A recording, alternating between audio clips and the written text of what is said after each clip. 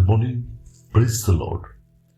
Blessing for Nation Ministry થી હું આપનો ભાઈ સેમ ક્રિશ્ચિયન ઈશ્વર પિતાએ આજે આપણને આપેલા આજના એક નવા સુંદર દિવસે આપને પ્રભુ ઈસુ ખ્રિસ્તના નામમાં પ્રેમી સલામ પાઠવું છું.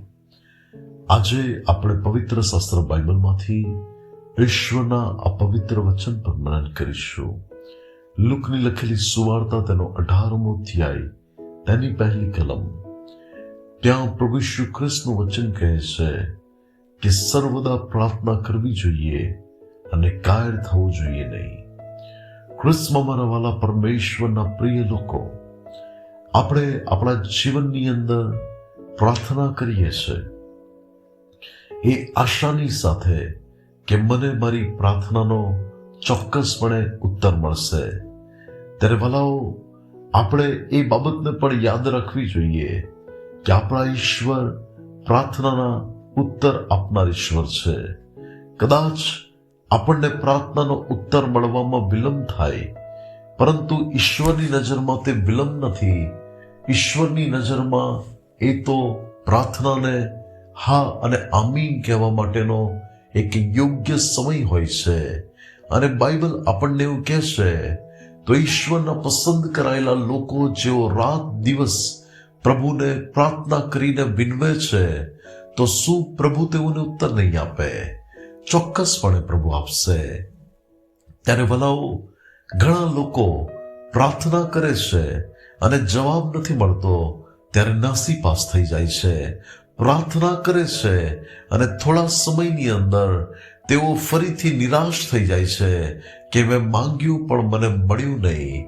ત્યારે હું આપને કહેવા માંગુ છું, પ્રાર્થના કરો તો વિશ્વાસથી કરો. પ્રાર્થના કરો એક આશાને અપેક્ષાની સાથે કરો.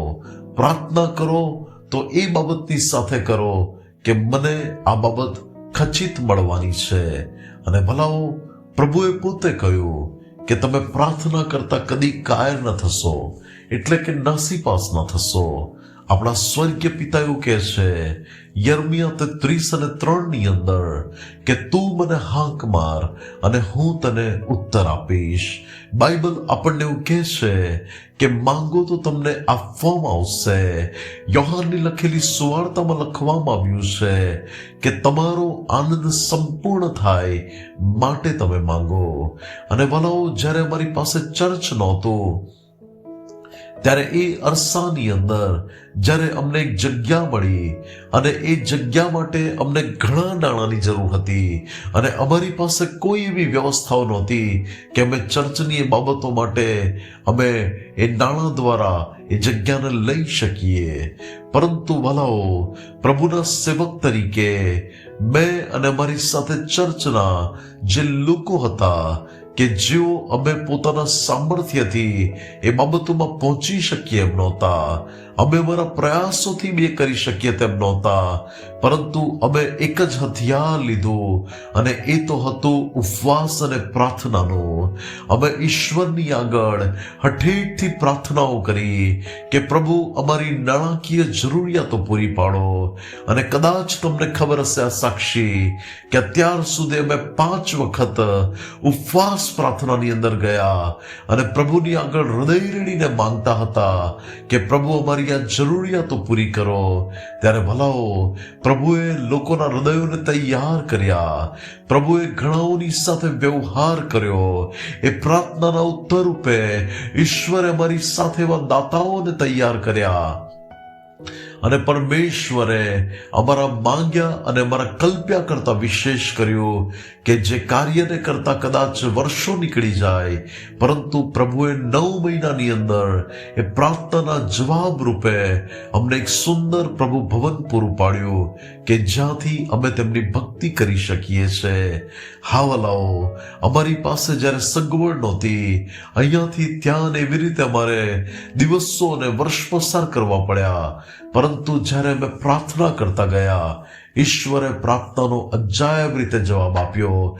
જે અમે પ્રાર્થનામાં માંગ્યું, પરમેશ્વરે તેના પરિણામો અમારી આંખોની સામે મૂક્યા. આજે હું આપને કહેવા માંગુ છું, તમારા જીવનની કોઈ પણ પરિસ્થિતિ કેમ ના હોય, તમારા જીવનમાં એવો કોઈ પણ મોટો પડકાર કેમ ના હોય, તમારી આગળ કોઈ પણ એવી બાબતો કેમ ના હોય, જો તમે ત્યાં ઉત્તમ પરિણામ ચાહો છો તો ત્યાં તમે પ્રભુની આગળ પ્રાર્થના કરો અને તે ખચિત તમને પ્રાર્થનાનો જવાબ આપશે. એ અદ્ભુત રીતે તમારા જીવનમાં સાક્ષી ઊભી કરશે અને તેમનો મહિમા તે પ્રગટ કરશે.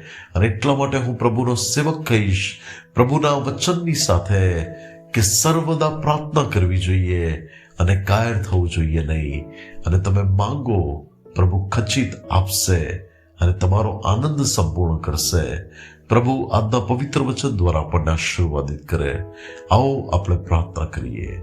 સ્વર્ગમાંના અમારા પ્રેમાળ, કૃપાળુ અને દયાળુ ઈશ્વર પિતા, આજના પવિત્ર વચન માટે તમારો આભાર.